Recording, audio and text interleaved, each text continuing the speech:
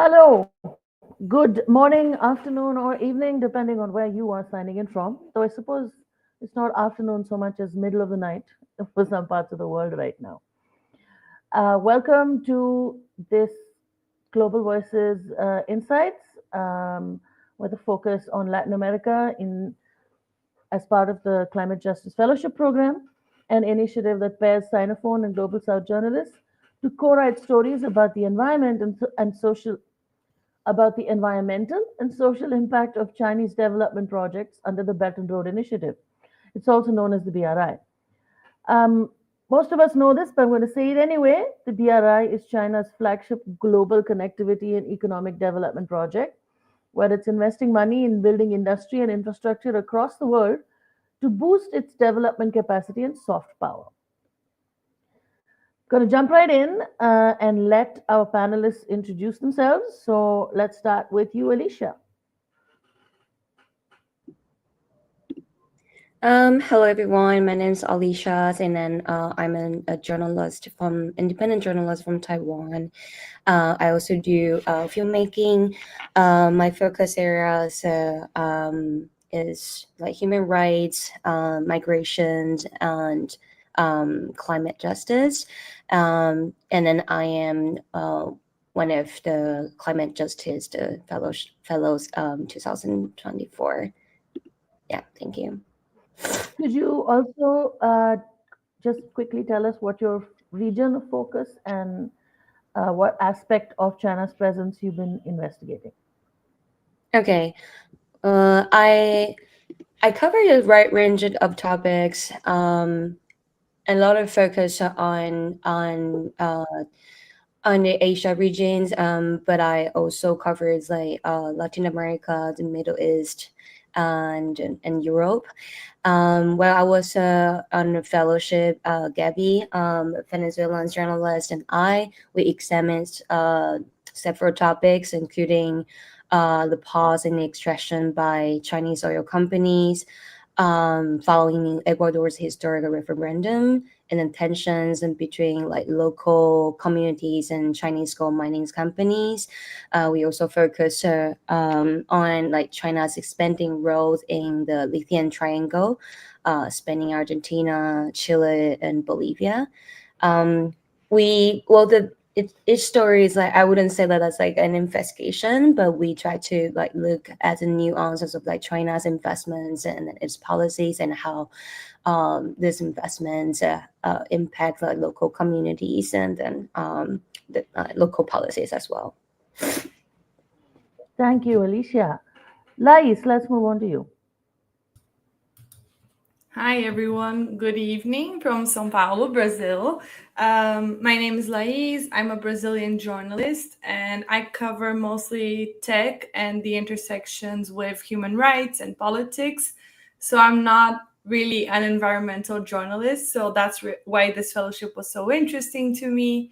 And I think one of the topics I focused on during the fellowship, I was also in the 2024 cohort with Alicia, was China's role in the energy transition in Brazil, and also the nuances between how much it's assisting the country in developing or moving forward with the energy transition, and how much it's creating dependency. And I think that's a big theme that will come up often, again and again. But yeah, I think that's it, and super excited to have this chat with you all. Thank you, Lais. Over to you, Ming. Hello, everybody. My name is Men Dong, and I also go by Meng. I am a freelance journalist based in California, United States, and I am a graduate student at Stanford University. And last year, I'm also in the same cohort with Alicia and Lais in the 2024 Climate Justice cohort. Previously, I've covered Chinese diaspora in different parts of the world, specifically in the US and in Latin America. And since I started the fellowship, basically, I began to learn more about the connection between migration and climate justice, such as climate-induced migration. And also the fellowship gave me an opportunity to travel to different parts in Latin America, including Colombia, Panama, and Mexico, to learn more about the Chinese communities there and their relationship with the rest of the population. So yeah, even just seeing you guys, that brought up so many memories from last year. So really good to be joining the chat with you. That's so lovely. I'm glad we could do this. So, one of the questions I have is, and this is for all of you, what made you want to participate in a cross-border fellowship? Like, was there some reason that you thought, oh, this would be a really good idea? Anyone can go.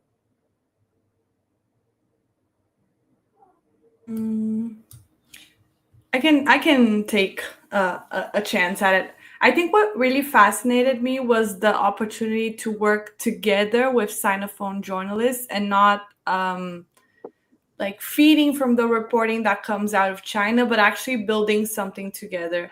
I think it goes both ways. The way China is represented inside Brazilian media, but not only in Brazilian media, the way foreign media writes about China's presence in Brazil is a very one-sided way of looking at the story. Of course, it has its own agenda. It's connected to economic motives, political motives, and I think this fellowship gave us the opportunity of actually building something together, and like bringing the nuance that comes from both sides. And I have to say, it's not always easy. It was quite challenging, I think, in many instances, to put together what comes from our like preconceived ideas of how China is viewed in my country versus how Brazil is viewed in China, and actually making something out of it. So I think, like, really beyond just the climate justice lens, this was really a great opportunity to learn how to work together when you come from very different perspectives.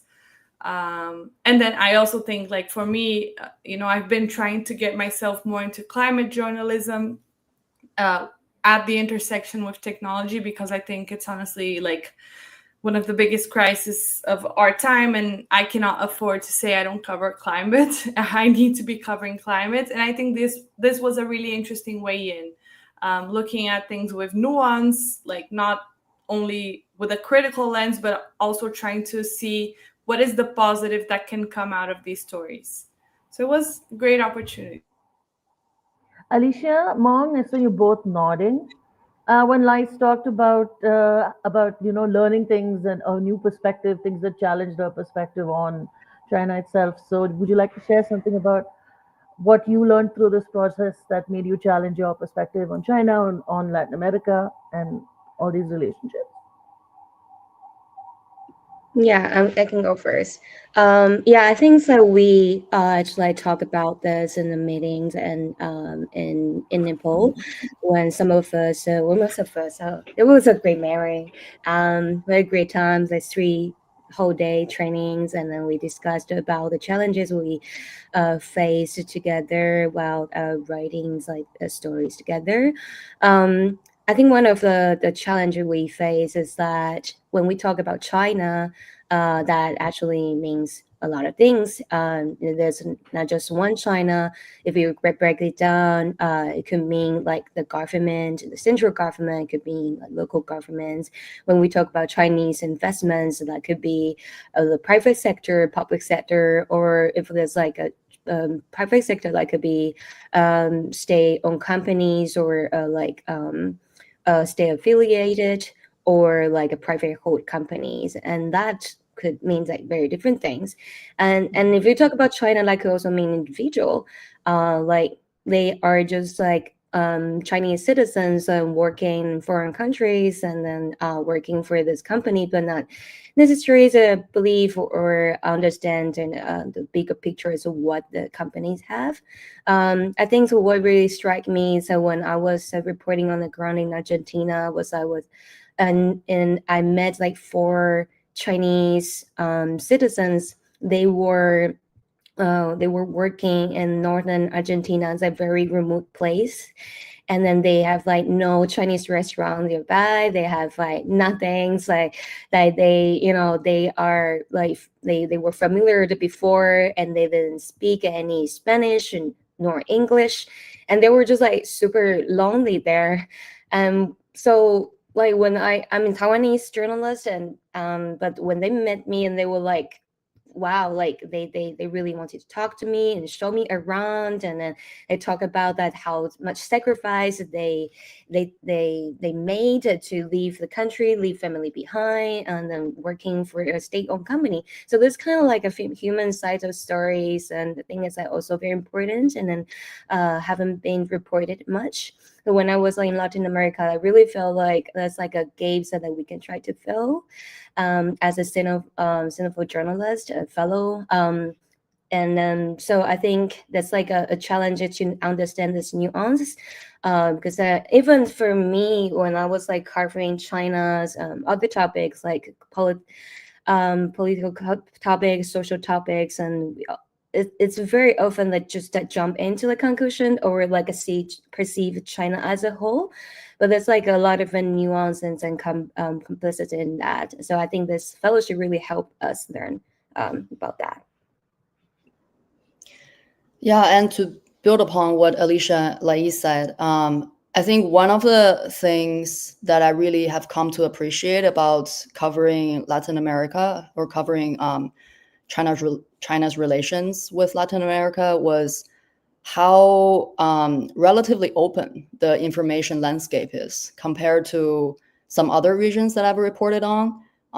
For example, as part of my climate justice fellowship, I also covered Central Asia. And when I was covering Central Asia, one of the frustrations that my journalism partner and myself felt was how little data was available. I mean, the government websites weren't very transparent, and even basic information could be very hard to find. And also, people on the ground were more hesitant to speak with journalists for very good reasons. And I think in Latin America, the situation is very different. People are generally more open to talking to journalists, and there is also stronger tradition of transparency in some countries. So, I mean, for example, we know that one of the themes that my partner and I looked at was how China participated in this major infrastructure projects in Ecuador, building the country's largest hydroelectric dam. And that opens up a lot of reporting questions that journalists like us are very interested in following up. Like, for example, what does that mean for Ecuador's energy sector? And from a government perspective, is that actually beneficial? But what does that mean for, more like person-to-person level? What does it mean for like indigenous people or from an environmental perspective? And we know that there are, for example, lawsuits against the Chinese company that built the dam, right? So how are those legal challenges affecting the company's, finances or the future of the project? And I feel like a lot of questions like this can be answered with a lot of the, available and transparent data that we can find out there. Problem is, we as journalists who's not from the region, we obviously need a lot of good guidance from people who are experienced in the subject matter. Where to look and what questions to ask. Which NGOs you should be talking to. So I think one thing that I've really appreciated is how the Climate Justice Fellowship or GB in general helped us connect with those resources. Which leads me to the next question I had, which was that how do local communities actually respond to this, to the Chinese presence, to the Chinese development? How much do government narratives and actual people's experiences or what they share with you converge or diverge? And even more specifically, what are the impacts of a lot of these projects on indigenous communities? Maybe circle back to you, Lais, first. Yeah, I think it's interesting because during the fellowship, this hadn't happened yet. But right now, I'm reporting a big story, like for my other job, about this TikTok data center that is coming to the state of Ceará in the northeast of Brazil. And it's clashing with like the area where the data center is set to be installed is indigenous land, or it's land claimed by an indigenous group. So now I'm seeing what I like, of course it only happened now, but it also speaks to this. I think it's interesting because it really depends on like what is the project and what it's bringing, right? People have a really deep connection with TikTok in Brazil. Like people are, Brazilians are heavy social media users, right? So of course they're like super online on TikTok.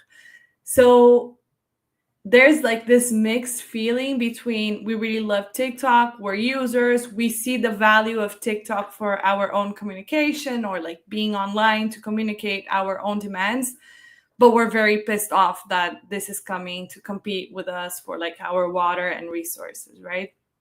But then during the fellowship, I looked at the case of BYD, which is like super rapidly expanding in Brazil, becoming the most sold brand of EVs, electric vehicles. And the way they came in to this community in Bahia, where there are no indigenous, but it's like the community that received this project, had a lot of hesitation. I think it's interesting because it was a town that for many years was a Ford town. So like Ford left Brazil in 2019 and they left behind this plant, which was then taken over by by BYD. And it's a really like radical change, right? You had an American company and now you had a Chinese company. And we heard some very shocking things like from the community, this lack of trust because it was a Chinese company, this lack of trust in the product that they were building, this clash between Chinese work culture and Brazilian work culture, like the expectation that you have to be super productive for many hours in a day, whereas Brazilians work like 8 hours and they want to rest. So I think it depends on what the project is bringing. And I mean, just an update to the BYD story, like there was a massive what is like labor ministry bust operation because they found workers in conditions analogous to slavery in that plant, or like building the BYD factory. So this doesn't help the idea that we have to be hesitant about Chinese companies coming in, but it also doesn't help the coverage that this case got in Brazil. So I think, again, this speaks to the importance of this fellowship where you're able to together put more nuance in a story that is, of course, very complicated. So yeah, I think this is what I can speak from my experience, but I'd love to hear the rest.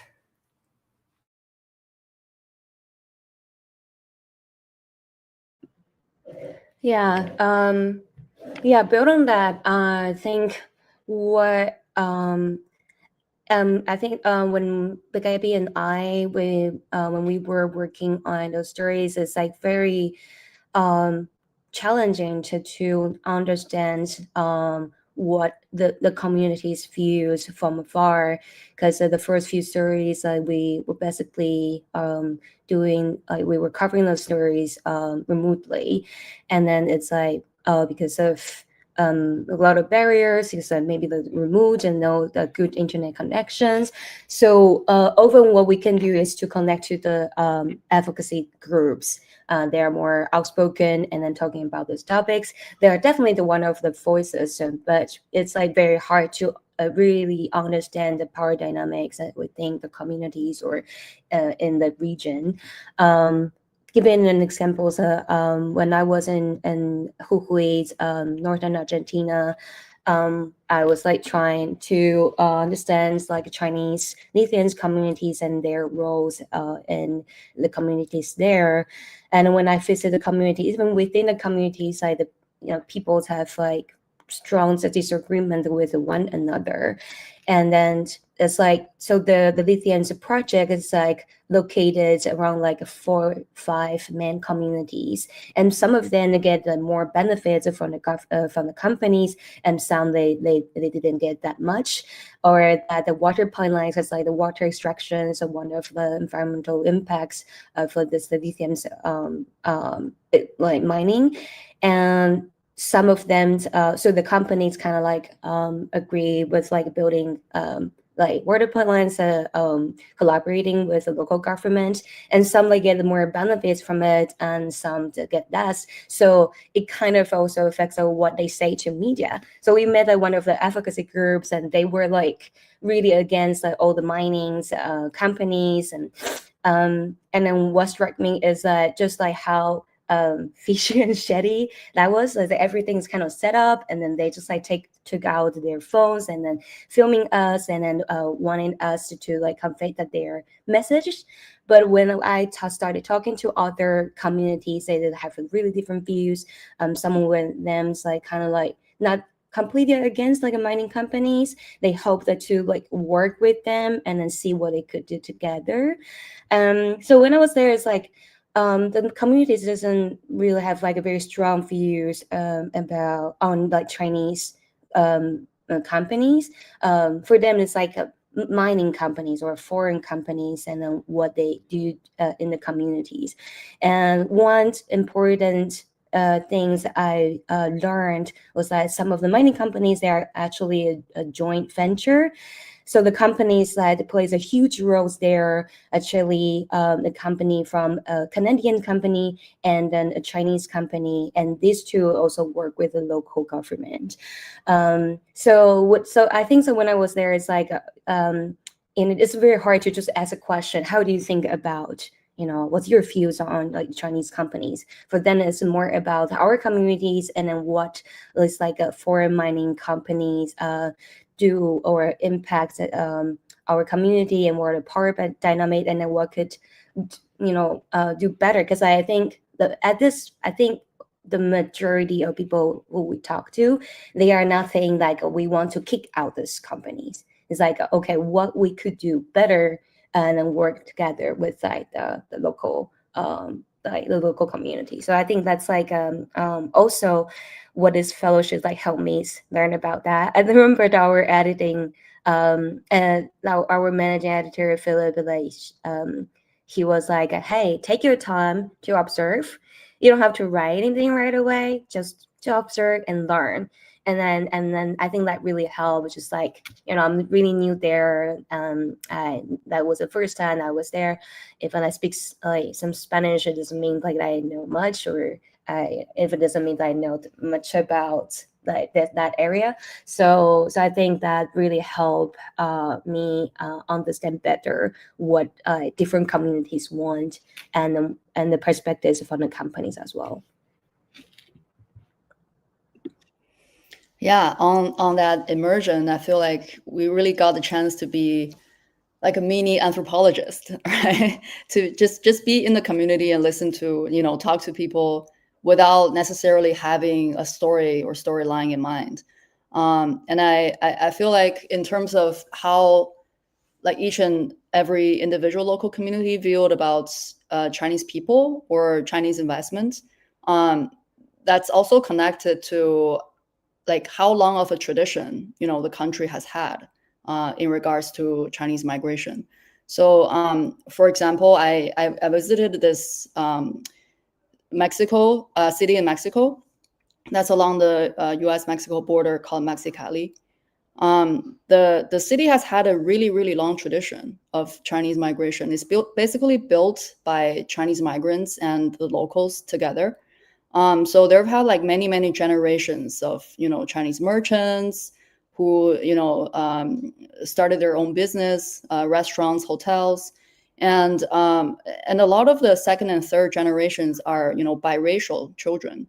So the Chinese community there has been really integrated with the locals, as opposed to, for example, Colombia. I think before I went to Colombia last December, Alicia and I, we talked about some of the story leads, And what we discussed was that, this mining company that's a couple hours away from Medellin, that's more the common setup for Chinese investment in Colombia, because the country did not have a very long tradition for Chinese migration. So a lot of the projects are state-led and state-driven.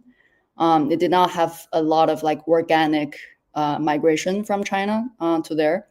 So the Chinese community there are a bit more segregated from the rest of the country, for a lack of better word. So for the locals, they did not really have that much chance or opportunity to interact with these people from China. So there's I feel like in a situation or in a community like that, there's bound to be more curiosity and also more confrontation, perhaps. That's really become this focus of journalistic interest. But there, at the same time, there's also more integrated communities with longer traditions. So I feel like I've had the opportunity to see both and see the similarities and difference between those different types of communities. That's really interesting. That's a good point you make about the difference when you had a historical ethnic Chinese community in the country, and when you don't. Um, but what was something that surprised you? I mean, each of you had different journeys in the fellowship. So was there something that surprised you, that came out unexpected, whether it was about how people viewed China, or how people viewed environmental reporting, or how uh, different the host country was? Well, host no, but the paired country was for you as a Sinophone journalist from what you were expecting. Anything that comes up for any of you or all of you? I think to me there was something really interesting, which was at first people didn't recognize the China story in Brazil as an environmental story. To them, it was always like a business story, because we're speaking about investments. And I always had to, frame it in a way like this is a climate justice fellowship, and we're looking specifically at the impact towards climate in Brazil. But it's not really a natural vision, or a natural perception sorry, that people have. And then I think the other thing that surprised me was how do you accommodate in a story both the positive and the drawbacks?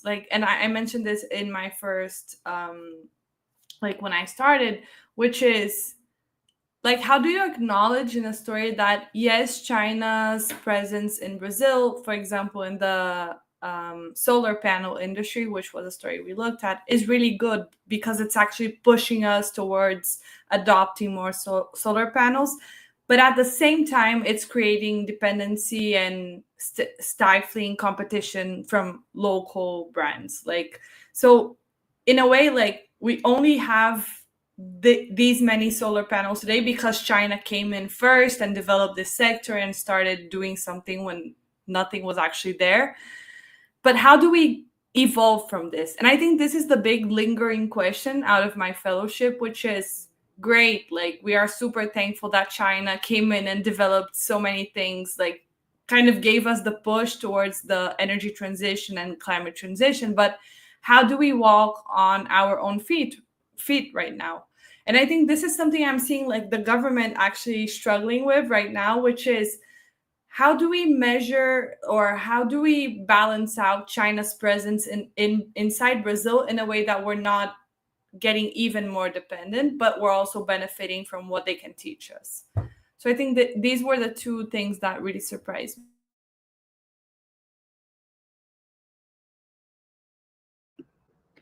Yeah.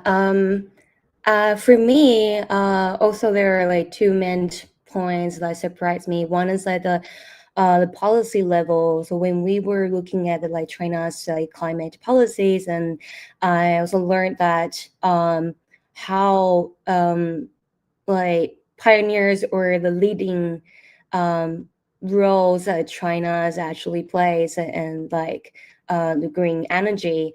And then I talked to some experts and then Chinese or foreign experts, and they understands like the impacts and risks like China's Chinese companies play in like have or cause in local communities.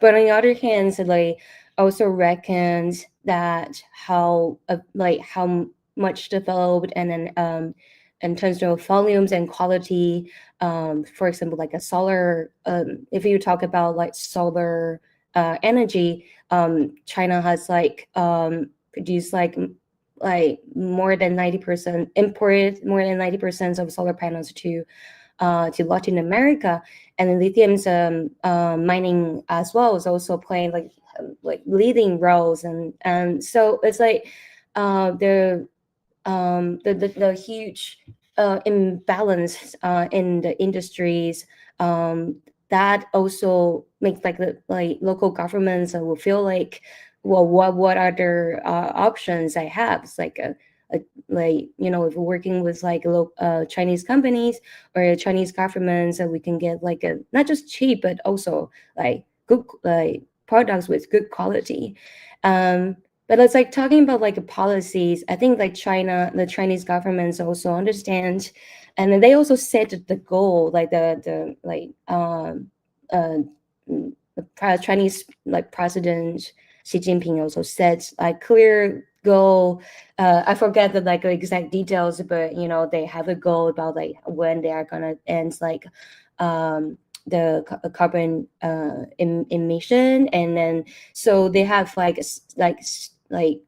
their policies like set in like details and how they are going to reach that goals, and then for the companies and operating outside of China also to some extent had to follow that. That's like kind of like a top down approach is actually have like some impact on the local community. So that some local governments, they are kind of like pushed to have like more environmental evaluations or other evaluation when they implement the projects.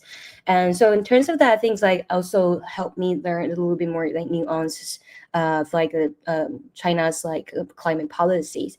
The second part is like how big like the power dynamic in the community plays. Given an example, Gaby and I, we wrote a stories about the gold mining in Colombia, and then what are the violence going around like a mining site.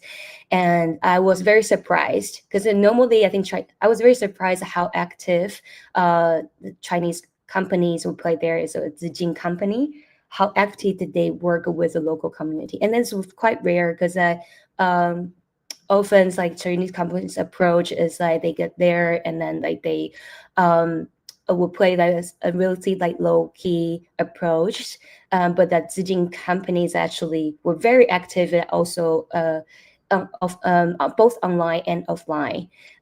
So the story we wrote about was like the Zijin company actually sued the governments and not protecting local communities. And then it's not all the miners who care about this, but it's because it already affected this security and safety of the community. So I think the Chinese company also find a direct an opportunity, a chance to like work and then gain trust from the community. So it's like quite fascinating for me to see like even the same company could have a very different characters in different when operating in different countries. Yeah, so I think that's like a two main takeaways for me. I have a slightly random answer. I feel like the one thing that surprised me the most is how good Chinese food is in Ecuador. I remember like I went to Quito, to Ecuador, and I was just amazed by the the variety of Chinese restaurants there. And I was just really curious because I feel like, you know, in some major cities in the US or in Europe, you would also find pretty good Chinese cuisine, but they tend to be from, you know, the southern parts of China, the Cantonese cuisine. That reflects, you know, the demographics of earlier Chinese migration to these countries.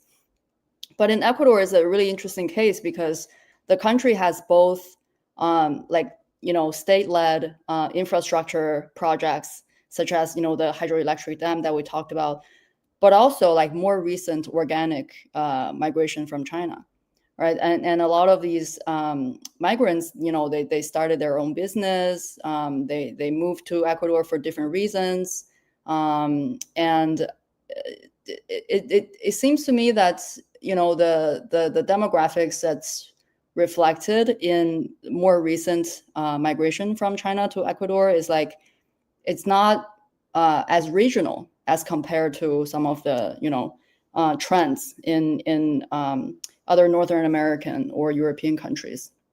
And I just became really interested. I wanted to know more about the history of it, and that's how I realized that, you know, it ties back to my earlier points about the availability of information.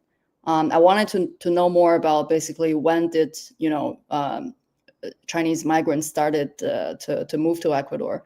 And I realized, you know, there's this visa liberalization that happened around 2008.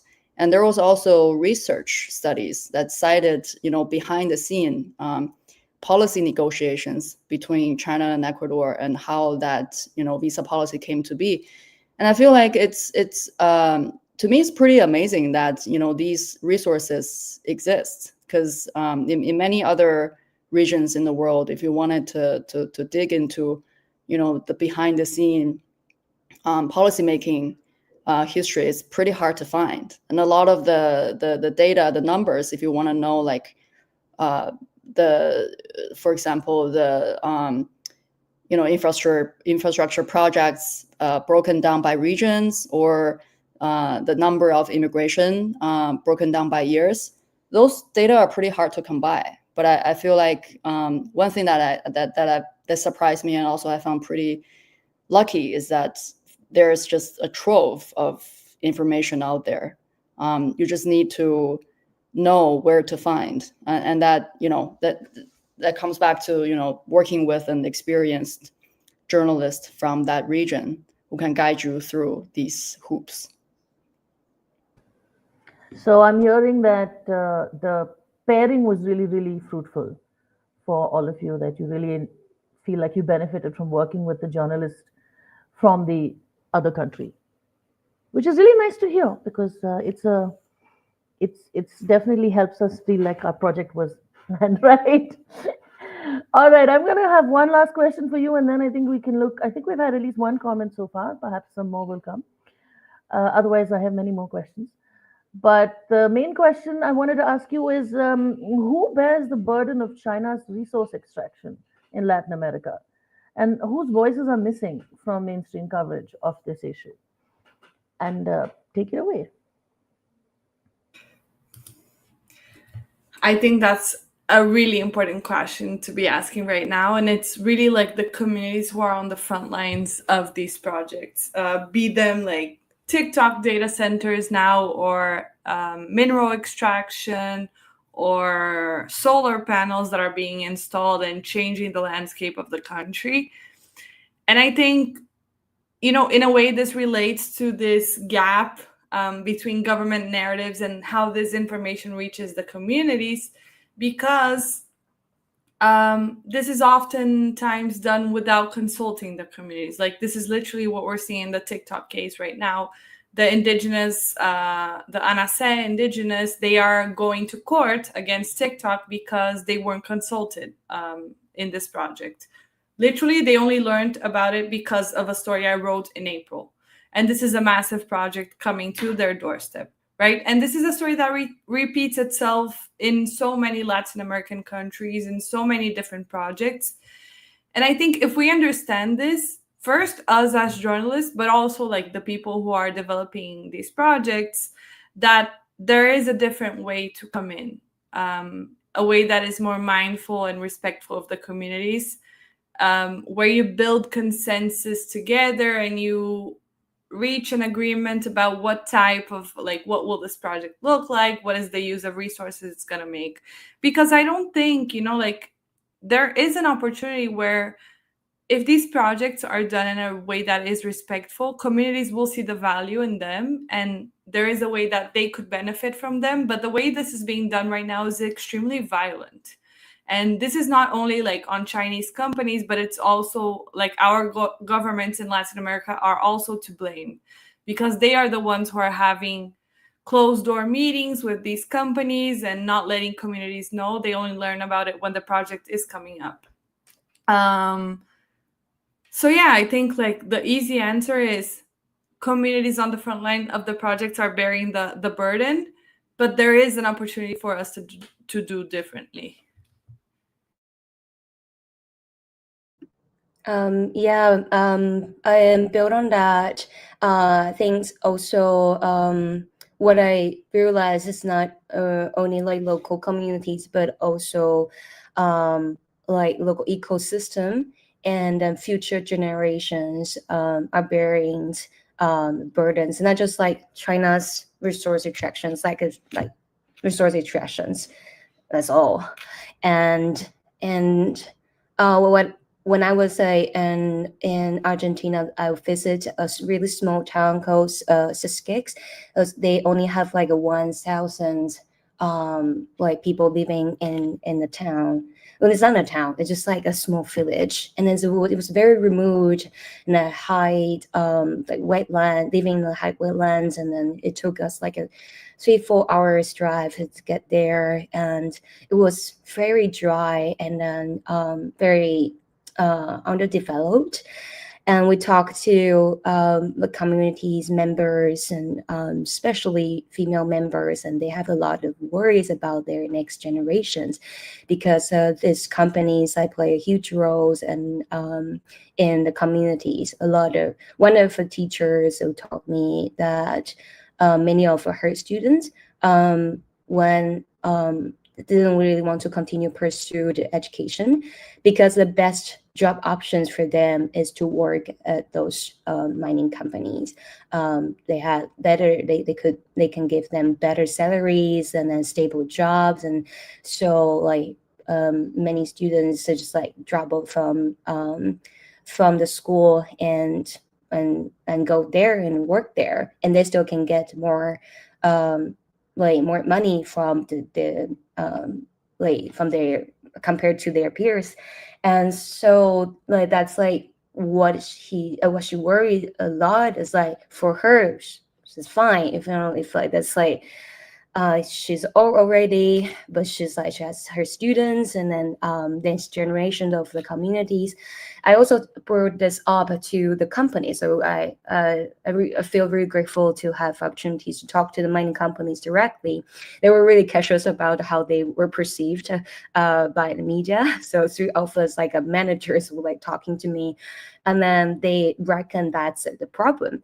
They said like they try to create more opportunities, not just like providing jobs, like worker jobs. They also hope to like establish a scholarship projects to help this like a young workers from this like small communities to pursue manager jobs or like engineer jobs, and or like higher levels of positions in the company. So like definitely both the companies and the communities. So I think that that's like we a lot.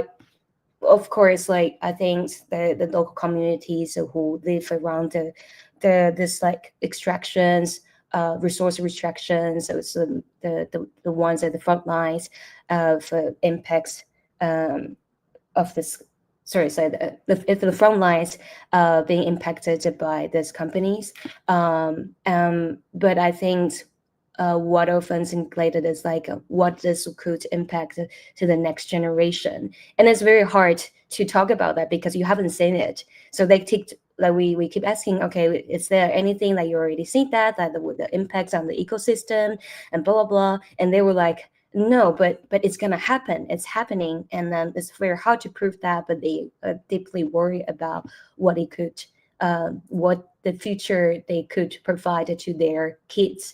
So I think that part is like really struck me when I was on the ground. Yeah, I would like just to add that I feel like another voice that's missing from the piece is the voice from the Chinese workers themselves.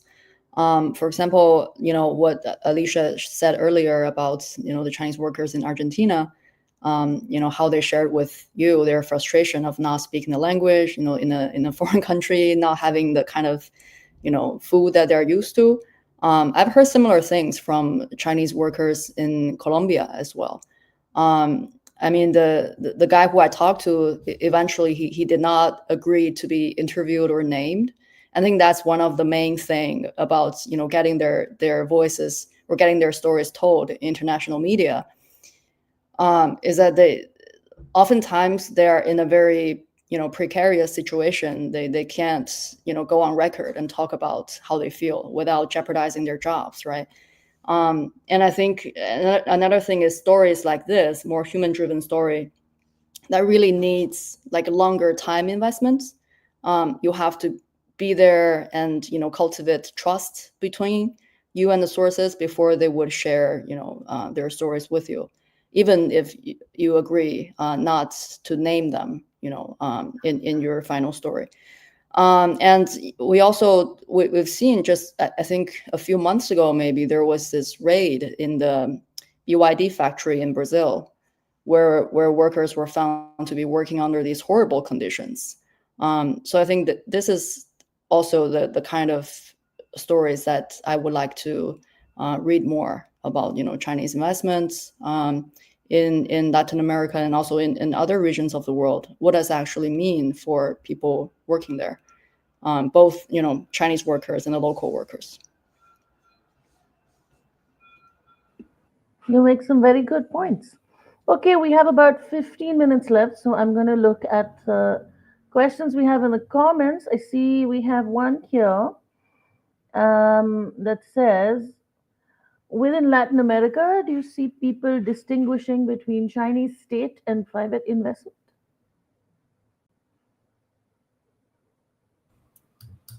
I have a quick answer. No. And I think that's part of the problem. Like, China is China. And, like Alicia mentioned, that part of this fellowship was to break down the idea and like realize that we have multiple Chinas.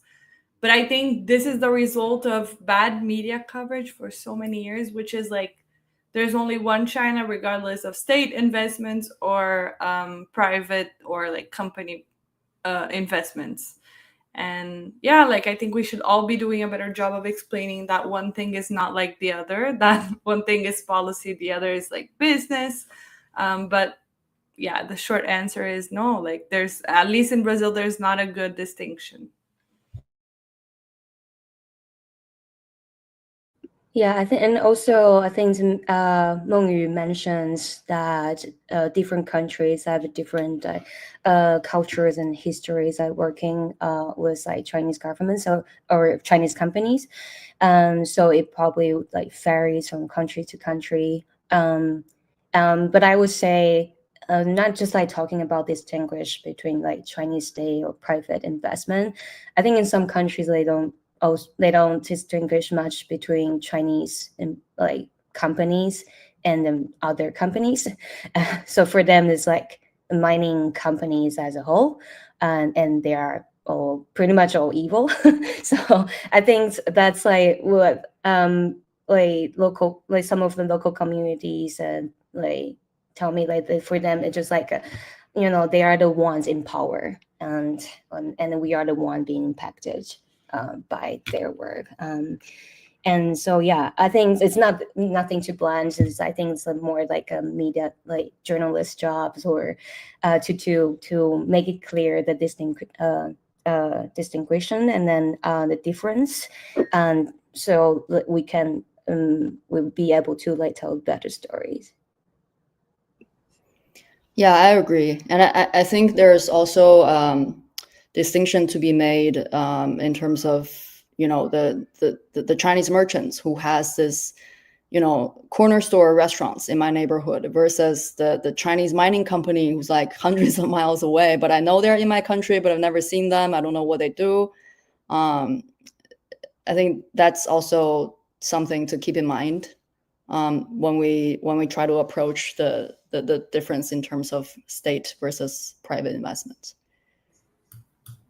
Can I add one quick thing that I remembered now, which is like something we came across during the fellowship was BYD was buying placements in Brazilian soap operas, like primetime TV, and they were buying like so many ads, and even like the placements were not very organic, so they were very fake. But I think like this is very key in how they're trying to win the hearts of Brazilians. And honestly, they did a good job. Like right now, it's one of the. This was before the labor scandal, but they became the most sold EV brand in Brazil. But I think it shows like a very intelligent way of trying to become a household name in Brazil. Like they went straight to the heart of Brazilians by buying placements in soap operas. And then the other thing, I think like this distinction happens sometimes depending on what the product is, like what is the investment. Again, the TikTok case is really interesting because to people like, honestly, I've had to tell some people like it's a Chinese social media because some like people put big tech all in one basket and then they think they're all like from the US. So telling people no, it's actually like a Chinese company, it's ByteDance and they're coming into Brazil surprised some of the people. So I think again it like really depends on what the project is, what type of impact it will have, if it's something people use and they see value in their life. But yeah, I just wanted to mention the BYD case because I think it was like really interesting when it happened. I was watching the soap opera because I watched them, and it came in, and I was like, oh my god, they're so smart. But Good Yeah, I marketing just like trick. to add that I've heard similar comments about the other companies like Didi, the ones who's doing a better job in terms of localization. The local users just they're not aware even that they're a Chinese company. exactly, many people don't know it's a Chinese company, and then when it's like there's a big investment and the CEO comes in, people are like, what, the president of, because here in Brazil it's called 99, they're like, the president of 99 is Chinese, and I'm like, yeah, because it's a Chinese company. Many people don't know. So I think this also like shows how companies are able to come in and really like become useful for a Brazilian audience, for Brazilian users, and really adapt to the way they communicate. And Yeah, that's a good point. I mean, they really are good with the market research, I feel, when they come in and do these things in some ways. Also, Mong, I really liked your point about the there's a difference between BYD and the guy who owns the grocery store on the corner, and that is technically private business, but is it? So yeah, that's really an interesting perspective to have. Okay, we have time for one more question, and we have another question, which is great. This one asks, could you share more on what international audiences should understand? I think a word is missing. Should understand about China's climate impact in Latin America that they might not already know. So this person is looking for you to pull back the curtain and share a few secrets.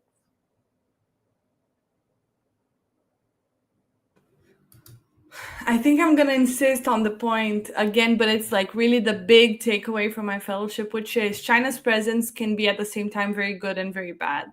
Like, and this is not a different story, it's one same story, and good luck to the journalists who are telling this story to make sense out of it. Yeah, and it requires nuance. I think like the fellowship also really teaches us that it's really hard to tell the story if you're looking only from one side. And this is the, I think, the biggest value of the fellowship, which is having your pair, like your buddy, like the person who is writing the story with you, challenge what you're writing. Like, no, this is not right. And at times it was hard, right? Like, because I come from a place where like this is taken as the narrative, and she's coming from another place where the narrative is on the opposite side. And I think it really shows again what Alicia said, that there is not one China, and stories have to find a way to reflect that. Although it's really hard because in general, like commercial media doesn't find a space for nuance. Like editors are cutting down paragraphs that give context and trying to make it flat oftentimes. This is not the case with GV, luckily, but when you're writing for other places, yeah, like it gets cut out and then the story reads wrong. So I think it's also our job as journalists, and I think we saw this firsthand, the value of really like making sure the stories are nuanced and that they have context, and that you're being honest with your reader about where you're coming from and why you're looking at this story. So yeah, this is what I want international audiences to know. Like the China's climate impact in Latin America is much more nuanced than the stories you would read in your everyday newspapers, probably, if you're reading commercial media, right? Mainstream media.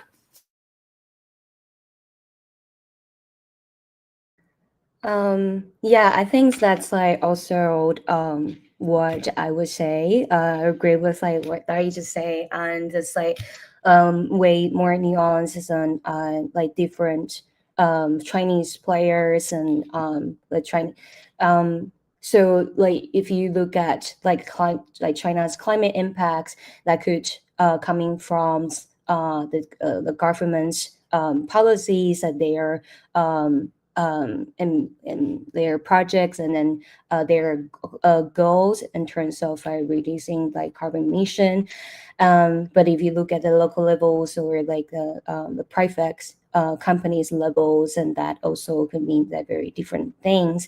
But that could also connect it, because if you check some of the companies, they are state-owned companies. I was doing another investigation into a mining company in Indonesia, and well, we were working so hard to find evidence that the company which we were looking at is actually linked to the government, and that often is like very hard to prove.